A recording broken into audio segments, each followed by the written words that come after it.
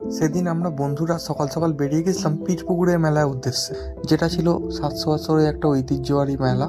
প্রথমে আমরা চলে যাই কাংড়া মার্কেটে। সকাল সকাল কাংড়া মার্কেটে দেখি প্রচুর কাংড়া এসেছে। অতটা ভিড় ছিল না, সেই জন্য তুলনামূলকভাবে দাম অনেকটাই কম। আমরা পুরো মার্কেটটা ঘুরছিলাম, কাংড়া মার্কেটটা। তারপর ওখান থেকে ঘুরে আমরা যে যার মতো করে কাংড়া কিনে নেওয়া হচ্ছে। এটা কত করে?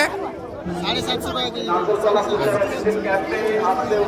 বাঘের বাচ্চা পুরো সুন্দরবনের বাঘের বাচ্চা। এখানে পিকু আমাদের ছোট ছোট কাংড়া কিনে নিচ্ছে বাড়ির জন্য। আমরা সবাই যে যার মতো কাংড়া কিনে নিই। তারপর পুরো মেলাটা কাংড়া মেলাটা ঘুরি।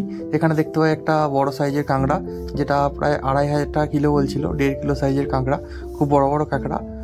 সমস্ত ধরনের কাঁকড়া ছোট থেকে বড় এই মেলাতে পাওয়া যায়। এবছর প্রচুর কাঁকড়া এসেছিলো।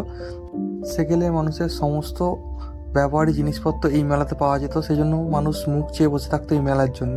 এই যেমন চাঙাড়ি, কুলো, সমস্ত ধরনের জিনিসপত্র। এখানে পিকু আমাদের কুলো নিয়ে নিচ্ছে বাড়ির জন্য।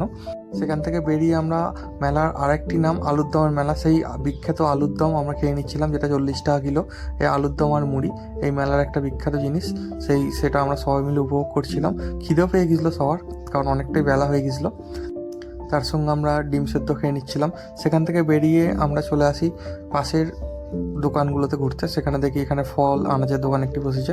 তারপর আমরা সেখান থেকে ঘুরে চলে যাই পীর বাবার কাছে। যে পীর বাবাকে কেন্দ্র করে এই মেলা, সেই পীর বাবার কাছে দেখি লাইন দিয়ে প্রচুর মানুষ পুজো দিচ্ছে। তারপর সেখান থেকে আমরা জিলিপি নিই, আমরা বাড়ির পথে রওনা হই।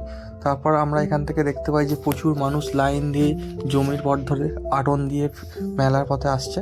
প্রচুর মানুষের সমাগম হয় এই মেলায়। সেখান থেকে আমরা বাড়ি চলে আসি। বাড়ি আসার পর আমার মা কাঁকড়াগুলোকে এক এক করে প্যাকেট থেকে বের করে বালতিতে রেখে দেয়।